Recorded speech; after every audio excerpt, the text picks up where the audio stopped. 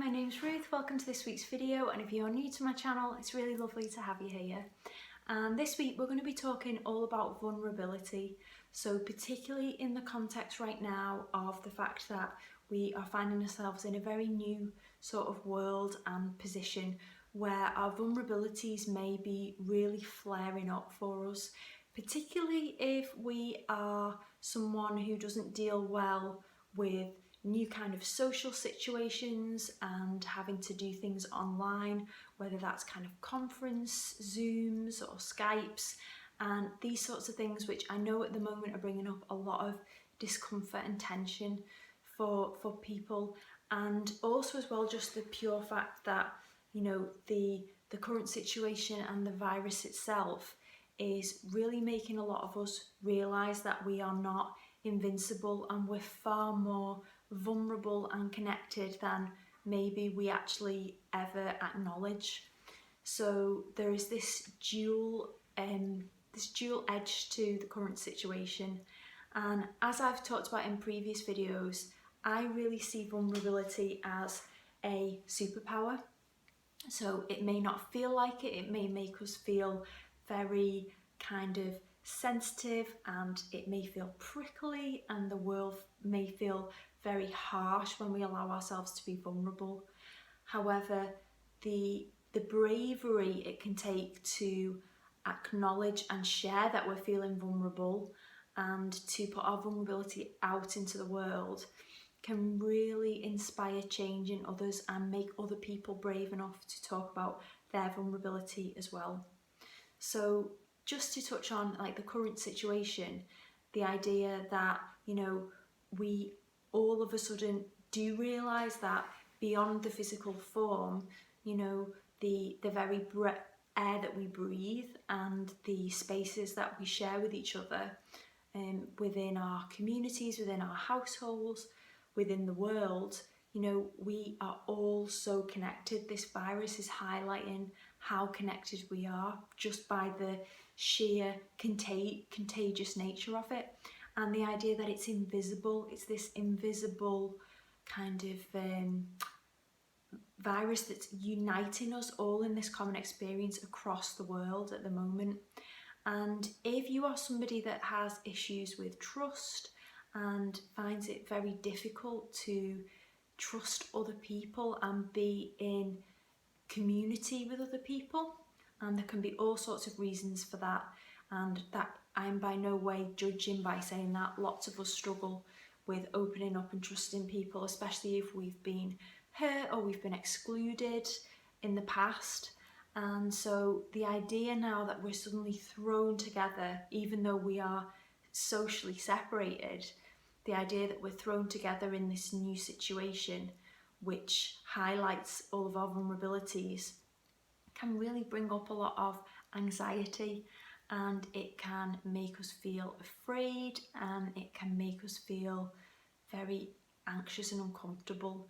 And that's something that I've been experiencing because I am pregnant at the moment as well. So I'm nearly 16 weeks pregnant, and this is my first pregnancy, so it's a very new situation for me.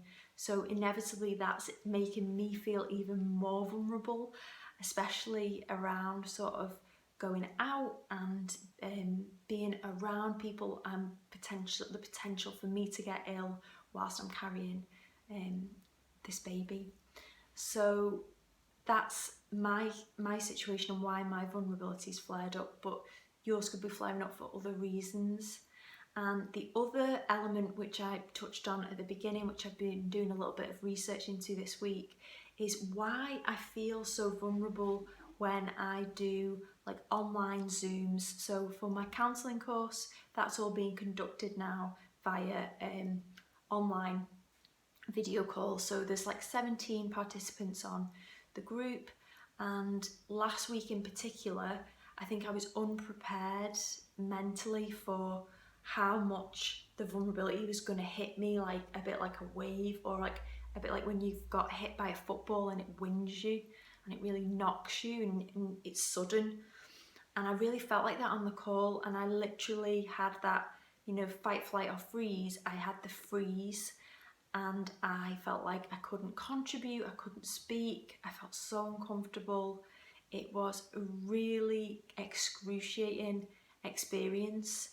And for somebody that does these videos and is fairly confident in face-to-face groups, the idea that that happened really knocked me, and I thought, why is this Zoom so triggering?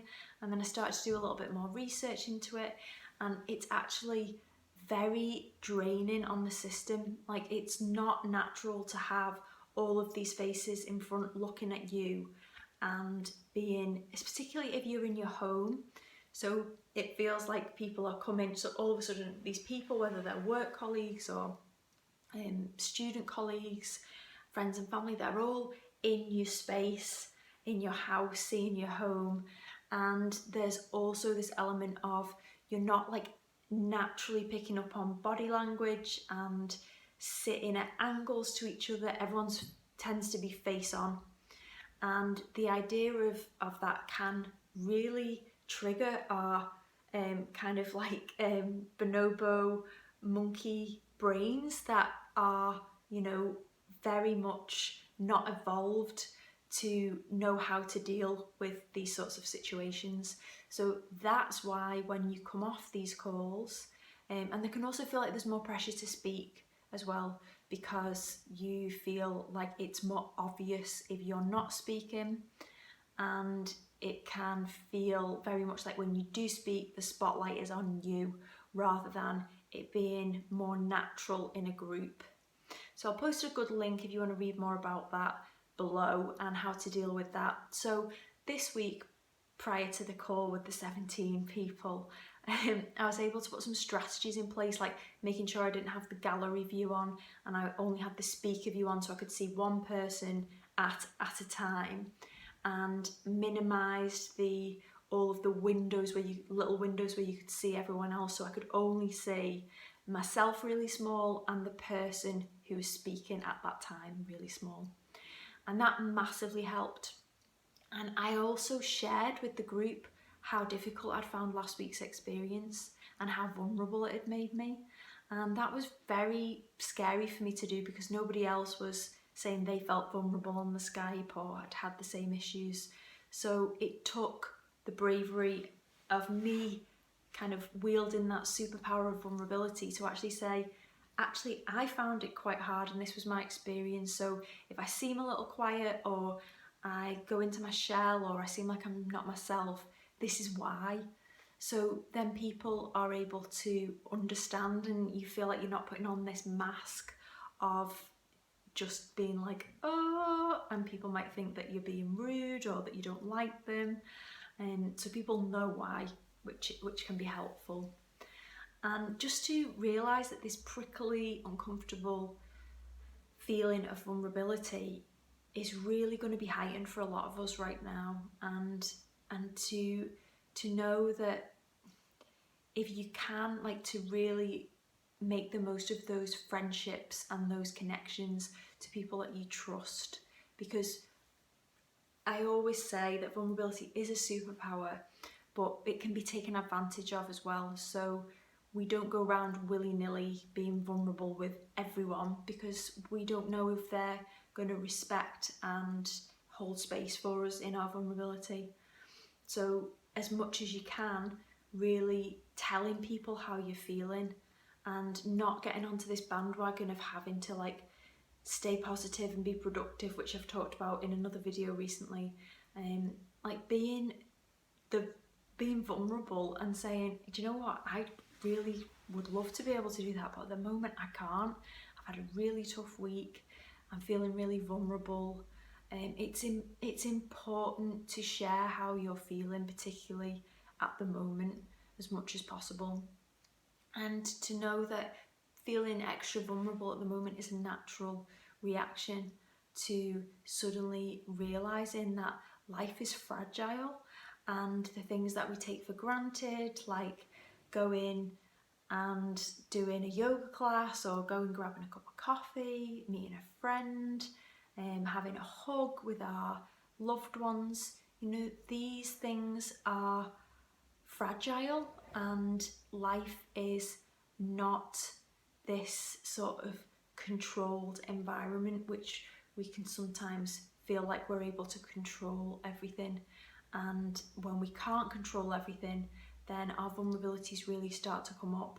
But as we can see at the moment, you know, that can be a real gift, because it means that more than ever, we want to tell the people that we love and we care about that we love and care about them, and we want to help people that have, you know, lost their jobs, or children that aren't in school and their parents can't afford to feed them all of their meals, and, you know, people that are finding things really difficult at the moment.